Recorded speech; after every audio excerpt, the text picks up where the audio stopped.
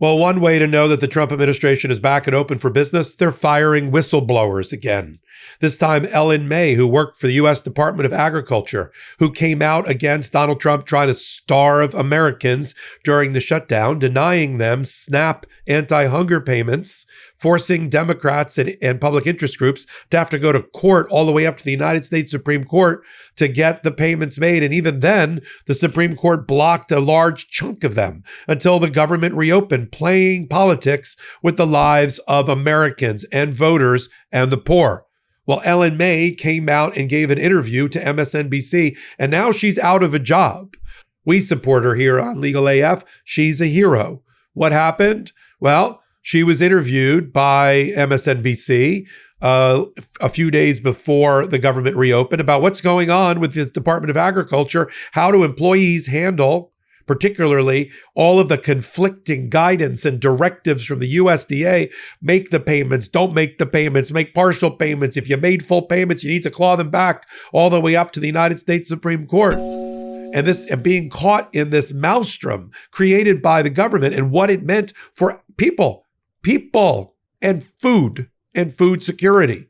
So Ellen Mei is also a union representative working in the USDA, went on MSNBC. That kicked off what ultimately is the firing of Ellen Mei. Presumably, the pretext of her firing, she's not allowed to talk during a government shutdown about government business. I don't think that's what she was doing at all. I think she was blowing the whistle.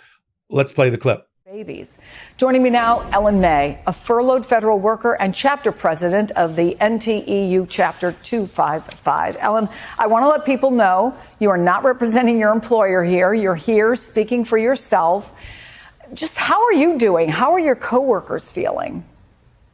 Hi, Chris. Thank you so much for having me here. My coworkers and I are feeling really conflicted in this moment. So many of us have been overworked and exhausted since April, when we lost half of the staff in our office. And so we feel even guilty for seeing this as a reprieve, because what we really want to do is to be at work, helping the people who rely on SNAP and WIC to feed their families and to put food on their tables. We're feeling angry at being treated as political pawns again, so that billionaires can have more money, while the people that we serve are being, strained even further and having to worry again about their benefits being at play. So that is Ellen Mei. Now that she's been fired, there's a few things that she's come out and said in particular about it. She said, I told the truth about what's happening to hungry families and the people who serve them. I took an oath to serve the public, not to stay quiet while our government turns its back on the American people. Now, what the government came out and said is that they're not going to comment about personnel decisions, but, quote, during a lapse in appropriations, furloughed USDA employees are not authorized to perform any official duties, including speaking on behalf of the department. I don't think that's what Ellen Mei was doing there. Now, do you?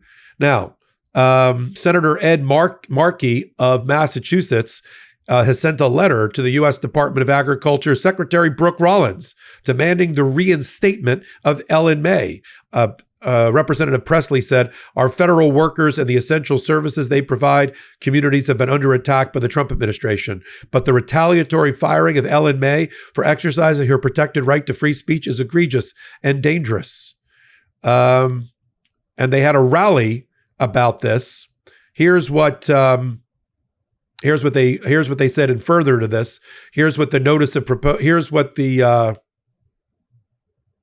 further statement of her elected officials had to say about this, including Ayanna Presley. Ms. Mei joined the USDA to serve her country and her fellow Americans who rely on the critical services of the agency you are charged with leading and stewarding. Like every public servant, she took an oath to protect and honor the Constitution and dedicate her labor in pursuit of the USDA's. Here's the rest of the letter. Ms. Mei remains committed to continuing that mission, and our shared constituents would be well served with her in her current position.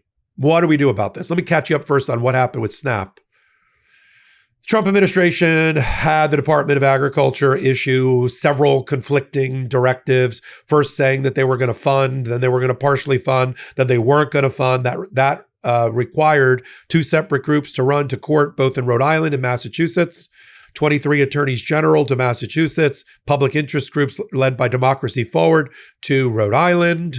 They got 2 orders that ordered the full payment be made in November.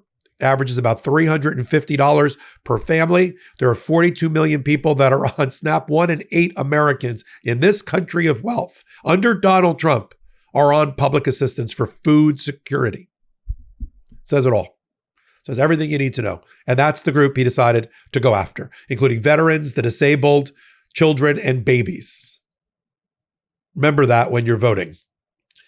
So that went all the way up to the United States Supreme Court. The United States Supreme Court ultimately blocked the remaining $3 billion out of $8 billion payment to give the government time to reopen. The government reopened. They're apparently funding the full amount now. And John Sauer, the Solicitor General Trumper who works in the Department of Justice, filed a letter to the Supreme Court on Tuesday night and told the Supreme Court that they're withdrawing their appeal to the Supreme Court because now the government has reopened. That's how we got here. Doesn't mean that Donald Trump didn't play politics and hold the underprivileged in America hostage during that period. And all it showed for Americans is that Donald Trump does not have a heart. And you know what we do with heartless presidents? We show them the door as quickly as possible.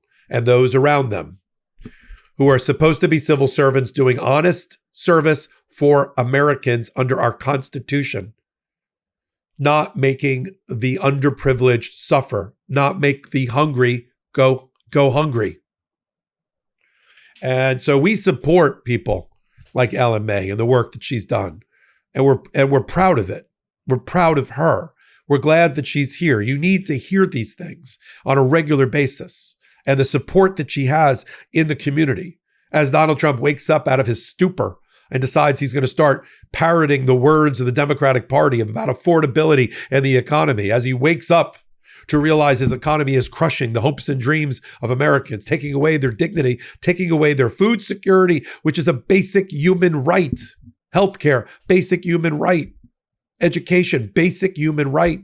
The ability to have a shelter, a roof over your head, clothes on your back, not have to worry about your food or your health care. That is supposed to be what it means to be an American.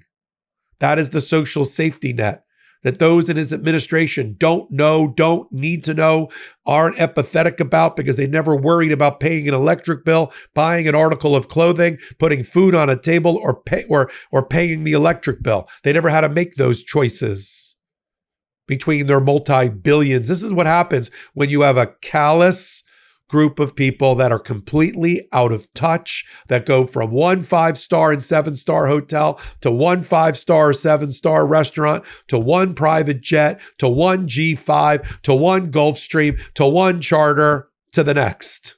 From one of their several houses with their house managers and their home managers and their butlers and their servants. When was the last time they remember trying to make ends meet, or even what that phrase means? They don't. They don't. And we are a better nation by having the Ellen Meis in government and getting these bastards out than the other way around. I'll continue to follow it here on Legal AF Friday and otherwise. Hit the free subscribe button. We're marching towards, we're going to hit, I think, 950,000 subscribers this weekend on our march to 1 million. That gives us the street cred we need to bring this channel to the next level at the intersection of law and politics. Bring on the newsmakers, the lawyers, the attorneys generals, the governors, and the rest. So until my next report, I'm Michael Popok. Can't get your fill of Legal AF? Me neither. That's why we formed the Legal AF Substack. Every time we mention something in a hot take, whether it's a court filing or a oral argument, come over to the Substack. You'll find the court filing and the oral argument there, including a daily roundup that I do called, wait for it, Morning AF. What else? All the other contributors from Legal AF are there as well. We got some new reporting. We got interviews. We got ad-free versions of the podcast and hot takes. Where? Legal AF on Substack. Come over now to free subscribe.